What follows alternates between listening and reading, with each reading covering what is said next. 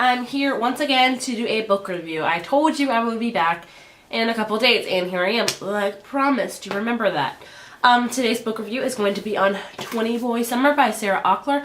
This review was requested by about 3 people, I think. They're right here, magically. And this book, I will say that it was a sad book, so if you don't like to read sad books, don't read it. It wasn't overall completely sad, but there was definitely a sad aspect about it.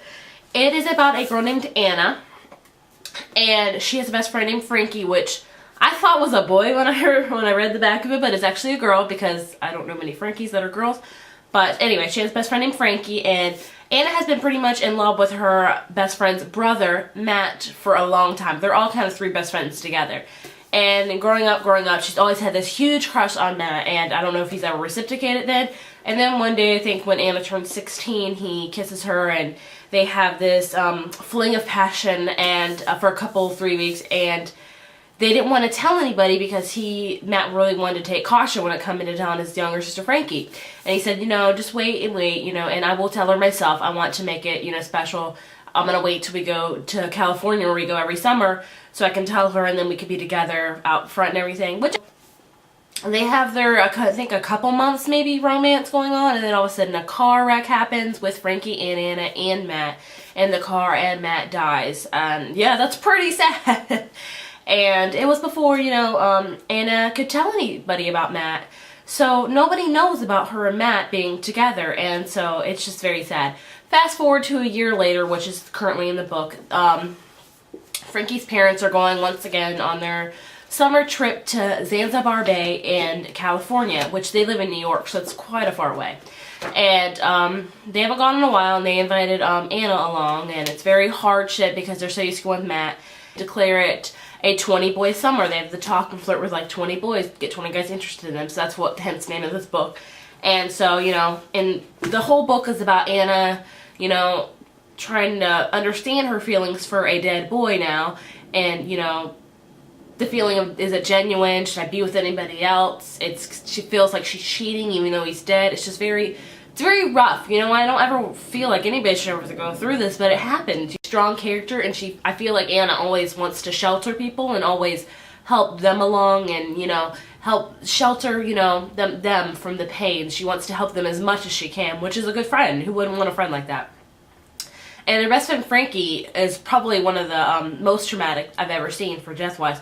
She was once a shy tomboy before her brother died, but now she's a very vivacious, beautiful, well, she's beautiful all along, but she's vivacious, and she struts around, and she's all about fashion and makeup, which she was never like that beforehand, and I know it's just because this death has just, you know, affected her in ways. And so that's pretty much the premise of the book, even though I said it super long.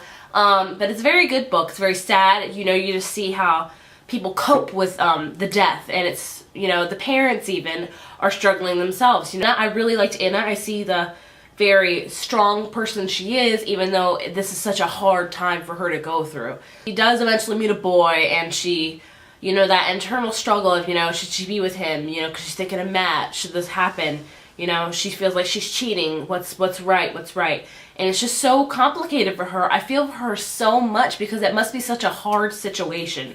I would never want to go through that, but I think Sarah Auchler did a great job in writing the people and the characters the way that she did, and having everyone completely different with coping with death, because there is no right way to cope. Everyone has their own way. Like I said, it's just how it is. Nobody can change that. And I love how she often does flashbacks to where Anna and Matt were together, and then, you know, how she's feeling now. Anna keeps a journal, what she writes everything in. It's like Matt is a special place of her heart that nobody can touch, and that's how it should be, but the whole book's about her trying to let it go because she's holding on to it for so long. You can only hold on to things for so long before they break you in themselves. Overall, I give this book 4 out of 5 hearts. Yeah, I'm going to use hearts because it's Valentine's Day, people. Happy Valentine's Day. If you do not have a significant other or a loved one that you are spending it with, happy Single Awareness Day, because that counts too, because I have had plenty of those. And rock on, you single people, because you will find your person eventually one day, I promise you. But for all you lovers out there, happy Valentine's Day. Review, I feel like it's not but it was a very good story. I would definitely recommend people to read it. It's a cute read, even though it's sad, but it is quite sad, so just get yourself prepared for that. But overall, it was a great book. Like I said, 4 out of 5 hearts, not bad. And if you guys have any requests on any reviews you want, if you didn't completely hate this one, let me know. I would totally love to do it. I'll see you guys later, and I'm about to film another video right after this, so same outfit, guys. Bye.